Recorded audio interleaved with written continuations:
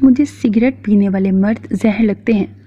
وہ سگریٹ کا لمبا سا کش لیتا ہال میں داخل ہوا تھا کہ اپنی چہیتی بیوی کے لبوں سے یہ فرمان سنتے ہی اس نے ہاتھ میں جلتی سگریٹ زمین پہ پھینک کر جوتوں سے مسل دی اور 2-3 لمبے لمبے سانس ہوا میں خارج کرتا ان کی طرف آیا جہاں اسامہ معنی خیزی سے کھانس رہا تھا۔ بالکل ٹھیک، مجھے خود وہ مرد انتہائی زہر لگتے ہیں جو سگریٹ لبوں سے لگا کے لمبے لمبے کش لے کے خود کو ہیرو تصور کرتے ہیں۔ اسامہ جس کا رخ ہال کے دروازے کی جانب تھا مریم شاہ کو سگریٹ پھینکتا دیکھ کر شرارت سے بولا، جس پر پرکھا نے زور زور سے سر ہلا کر اس کی تائید کی۔ یہ لیں، مریم آ گیا۔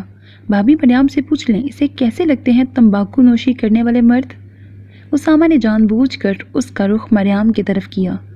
پرکھا جو مریم کو دیکھ کر خوشگوار حیرت سے دوچار ہوئی تھی اس کی بات مانتے ہوئے اپنے ساتھ بیٹھتے مریم شاہ سے بولی، شاہ آپ بتائیں آپ کو سگریٹ پینے والے مرد کیسے لگتے ہیں؟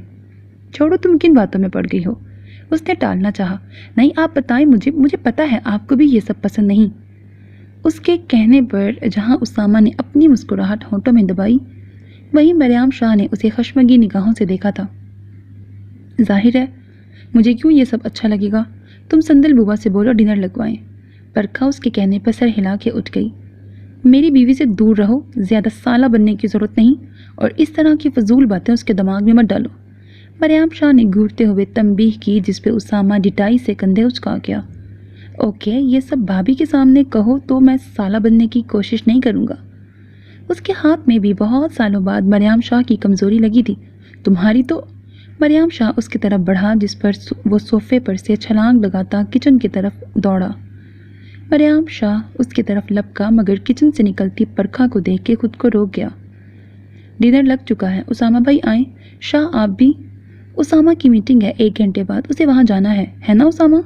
مریم شاہ دانت پیس کے بولا جس پہ اسامہ نے اپنی مسکراہٹ کا گلا گھونٹا اور اس کے مسلسل آنکھیں دکھانے پہ بولا، جی بھابھی مجھے ایک آفیشیل ڈنر پہ جانا ہے، کل ملاقات ہوتی ہے۔ آپ کو ابھی تو خون خرابہ کرنے والے ظالم آدمیوں کے بارے میں بھی بتانا ہے۔ اس کے لبوں پہ شرارتی مسکان تھرک رہی تھی جس پہ مریم شاہ صبر کے گھونٹ بھر کے رہ گیا۔